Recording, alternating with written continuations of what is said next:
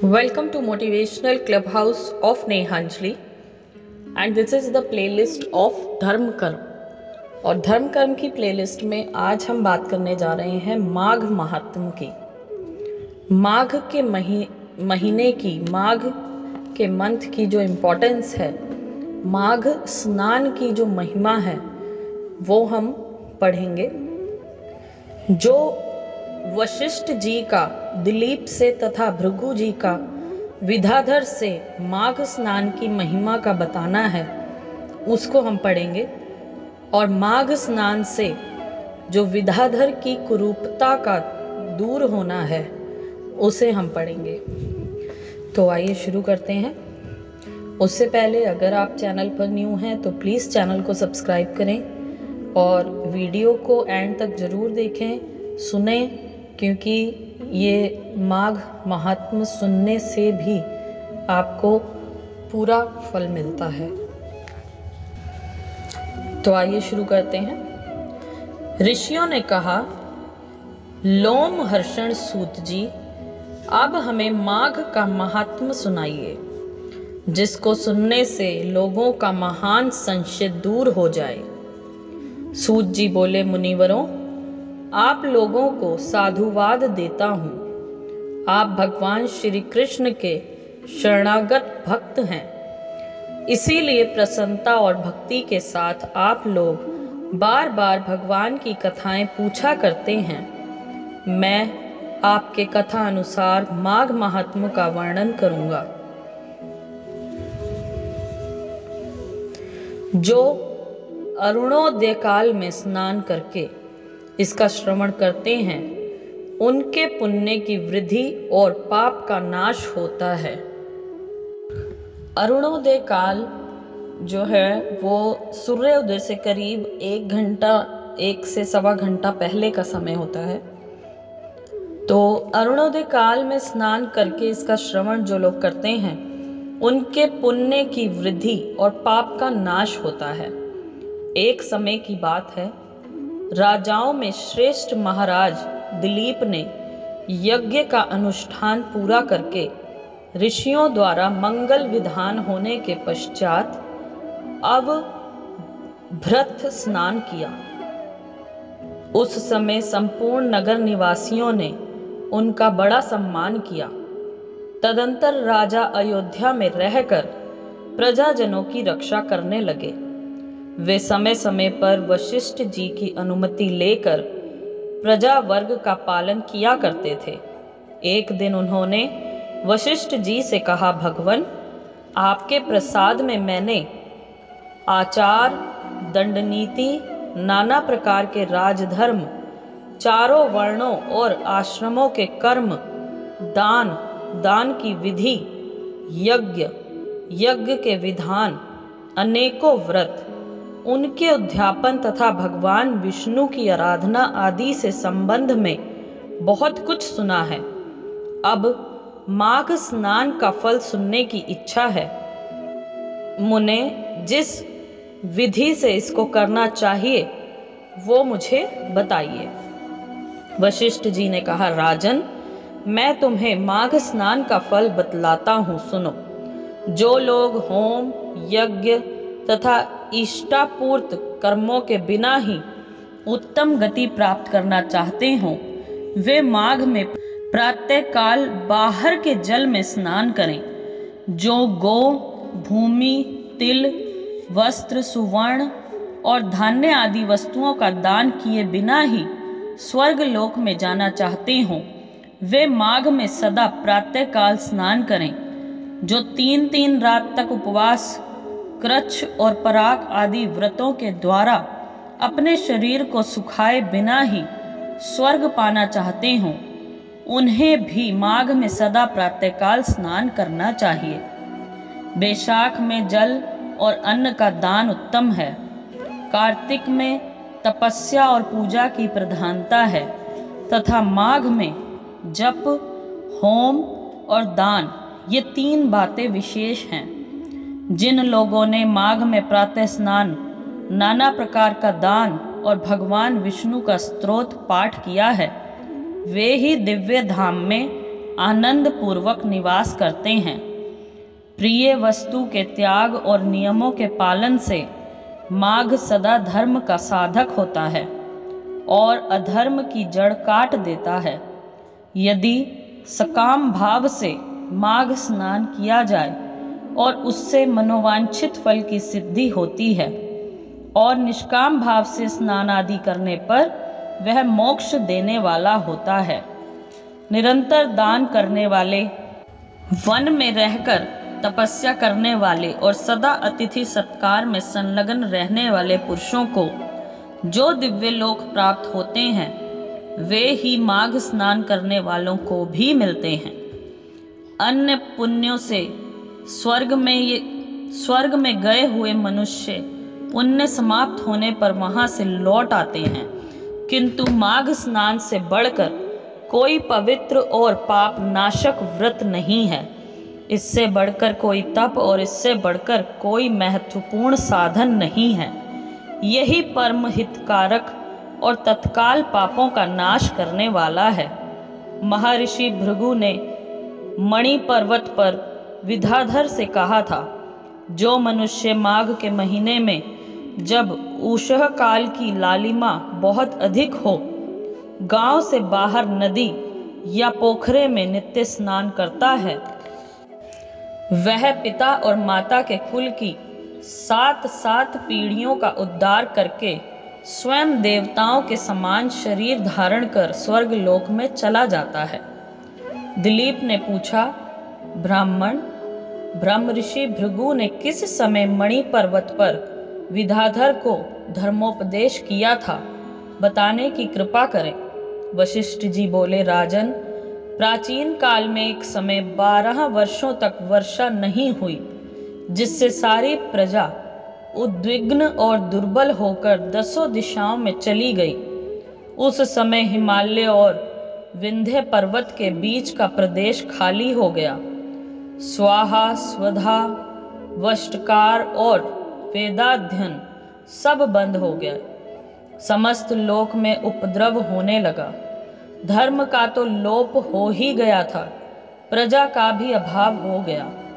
भूमंडल पर फल, मूल, अन्न और पानी की बिल्कुल कमी हो गई। उन दिनों नाना प्रकार के वृक्षों से आच्छादित नर्मदा नदी के रमणीय तट पर महर्षि भृगु का आश्रम था। वे उस आश्रम से शिष्यों सहित निकलकर हिमालय पर्वत की शरण में गए। वहां कैलाश गिरी के पश्चिम में मणिकूट नाम का पर्वत है, जो सोने और रत्नों का ही बना हुआ है।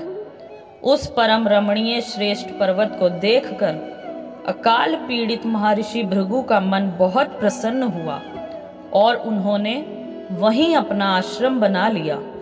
उस मनोहर शैल पर वनों और उपवनों में रहते हुए सदाचारी भृगु जी ने दीर्घ काल तक भारी तपस्या की। इस प्रकार जब ब्रह्म ऋषि भृगु जी वहां अपने आश्रम पर निवास करते थे, एक समय एक विद्याधर अपनी पत्नी के साथ पर्वत से नीचे उतरा। वे दोनों मुनि के पास आए और उन्हें प्रणाम करके अत्यंत दुखी हो एक और खड़े हो गए। उन्हें इस अवस्था में देख ब्रह्म ऋषि ने मधुर वाणी से पूछा, विद्याधर, प्रसन्नता के साथ बताओ, तुम दोनों इतने दुखी क्यों हो? विद्याधर ने कहा, द्विज श्रेष्ठ, मेरे दुख का कारण सुनिए। मैं पुण्य का फल पाकर देवलोक में गया। वहां देवता का शरीर, दिव्य नारी का सुख और दिव्य भोगों का अनुभव प्राप्त करके भी मेरा मुंह बाघ का सा हो गया। ना जाने ये किस दुष्कर्म का फल उपस्थित हुआ है। यही सोच सोच कर मेरे मन को कभी शांति नहीं मिलती। ब्राह्मण, एक और भी कारण है जिससे मेरा मन व्याकुल हो रहा है। यह मेरी कल्याणमयी पत्नी बड़ी मधुर भाषिणी तथा सुंदरी है। स्वर्ग लोक में शील, उदारता, गुण समूह, रूप और यौवन की संपत्ति द्वारा इसकी समानता करने वाली एक भी स्त्री नहीं है। कहाँ तो ये देवमुखी सुंदरी रमणी और कहाँ मेरे जैसा व्याघ्र मुख पुरुष। ब्राह्मण, मैं इसी बात की चिंता करके मन ही मन सदा जलता रहता हूँ। भृगु जी ने कहा, विद्याधर श्रेष्ठ, पूर्व जन्म में तुम्हारे द्वारा जो अनुचित कर्म हुआ है वह सुनो। निषिद्ध कर्म कितना ही छोटा क्यों ना हो, परिणाम में वह भयंकर हो जाता है। तुमने पूर्व जन्म में माघ के महीने में एकादशी को उपवास करके द्वादशी के दिन शरीर में तेल लगा लिया था। इसी से तुम्हारा मुंह व्याघ्र के समान हो गया। पुण्यमयी एकादशी का व्रत करके द्वादशी को तेल सेवन करने से पूर्व काल में इलानंदन पुरूरवा को भी कुरूप शरीर की प्राप्ति हुई थी। वे अपने शरीर को कुरूप देख उसके दुख से बहुत दुखी हुए और गिरिराज हिमालय पर जाकर गंगा जी के किनारे स्नान आदि से पवित्र हो प्रसन्नता पूर्वक कुशासन पर बैठे। राजा ने अपनी संपूर्ण इंद्रियों को वश में करके हृदय में भगवान का ध्यान करना आरंभ किया। उन्होंने ध्यान में देखा भगवान का श्री विग्रह नूतन नील मेघ के समान श्याम है। उनके नेत्र कमल दल के समान विशाल हैं। वे अपने हाथों में शंख, चक्र, गदा और पद्म धारण किए हुए हैं। उनका श्री अंग पीतांबर से ढका है। वक्षः स्थल में कौस्तुभ मणि अपना प्रकाश फैला रही है तथा वे गले में वन माला धारण किए हुए हैं। इस प्रकार श्री हरि का चिंतन करते हुए राजा ने प्राण वायु के मार्ग को भीतर ही रोक लिया और नासिका के अग्र भाग पर दृष्टि जमाए कुंडलिनी के मुख को ऊपर उठाकर स्वयं सुषुम्ना नाड़ी में स्थित हो गए। इस तरह 1 मास तक निराहार रहकर उन्होंने दुष्कर तपस्या की। इस थोड़े दिनों की तपस्या से ही भगवान संतुष्ट हो गए। उन्होंने राजा के 7 जन्मों की आराधना का स्मरण करके उन्हें स्वयं प्रकट हो प्रत्यक्ष दर्शन दिया। उस दिन माघ शुक्ल पक्ष की द्वादशी तिथि थी। सूर्य मकर राशि पर स्थित थे। भगवान वासुदेव ने बड़ी प्रसन्नता के साथ चक्रवर्ती नरेश पुरूरवा पर शंख का जल छोड़ा और उन्हें अत्यंत सुंदर एवं कमनीय रूप प्रदान किया। वह रूप इतना मनोहर था जिससे देवलोक की नायिका उर्वशी भी आकृष्ट हो गई और उसने पुरूरवा को पति रूप में प्राप्त करने की अभिलाषा की। इस प्रकार राजा पुरूरवा भगवान से वरदान पाकर कृतकृत्य हो अपने नगर में लौट आए। विद्याधर, कर्म की गति ऐसी ही है, इसे जानकर भी तुम क्यों खिन्न होते हो? यदि तुम अपने मुख की कुरूपता दूर करना चाहते हो तो मेरे कहने से शीघ्र ही मणिकूट नदी के जल में माघ स्नान करो। वह प्राचीन पापों का नाश करने वाला है। तुम्हारे भाग्य से माघ बिल्कुल निकट है। आज से 5 दिन के बाद ही माघ मास आरंभ हो जाएगा। तुम पोष की शुक्ल पक्ष की एकादशी से ही नीचे वेद पर सोया करो और 1 महीने तक निराहार रहकर तीनों समय स्नान करो। भोगों को त्याग कर जितेंद्रिय भाव से तीनों काल भगवान विष्णु की पूजा करते रहो। विद्याधर श्रेष्ठ, जिस दिन माघ शुक्ला एकादशी आएगी उस दिन तक तुम्हारे सारे पाप जलकर भस्म हो जाएंगे। फिर द्वादशी के पवित्र दिन को मैं मंत्रपूत कल्याण में जल से अभिषेक करके तुम्हारा मुख कामदेव के समान सुंदर कर दूंगा। फिर देवमुख होकर इस सुंदरी के साथ तुम सुखपूर्वक क्रीड़ा करते रहना। विद्याधर, माघ के स्नान से विपत्ति का नाश होता है और माघ के स्नान से पाप नष्ट हो जाते हैं। माघ सब व्रतों से बढ़कर है तथा यह सब प्रकार के दानों का फल प्रदान करने वाला है।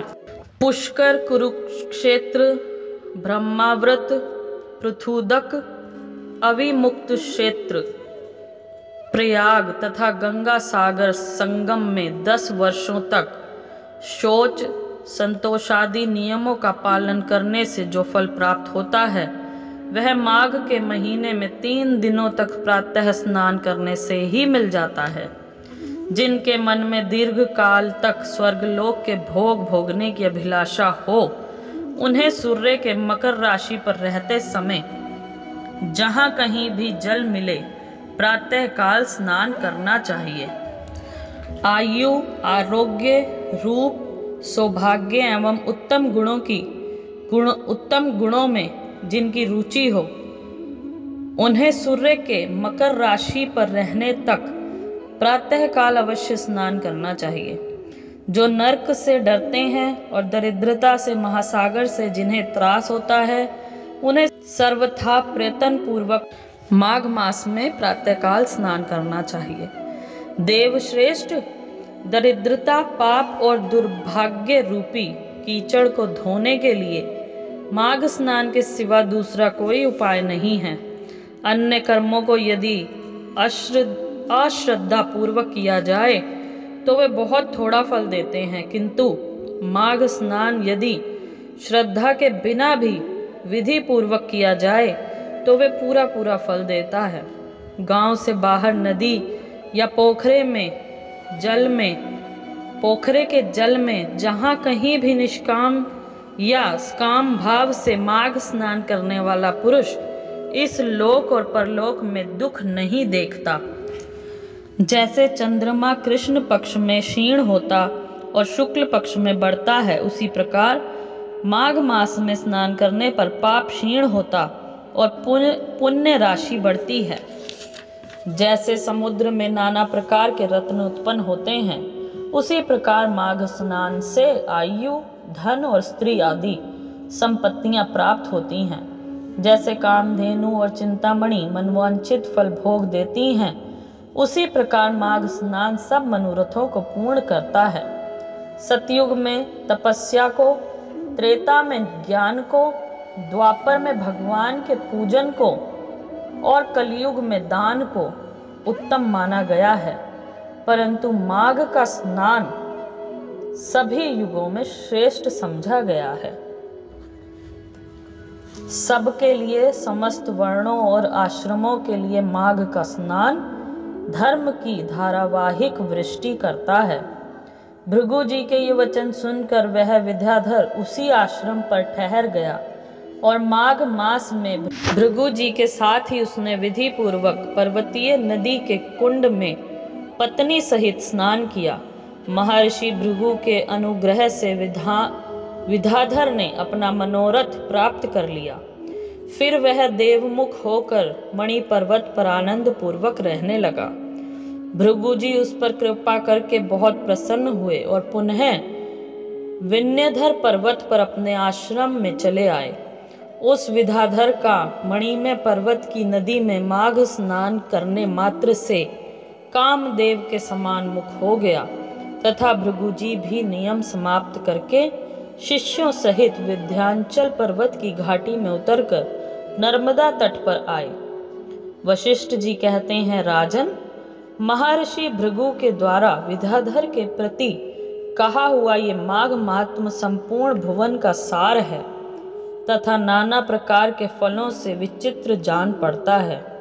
जो प्रतिदिन इसका श्रवण करता है वह देवता की भांति समस्त सुंदर भोगों को प्राप्त कर लेता है। बोलिए विष्णु भगवान की जय, बोलिए कृष्ण कन्हैया लाल की जय।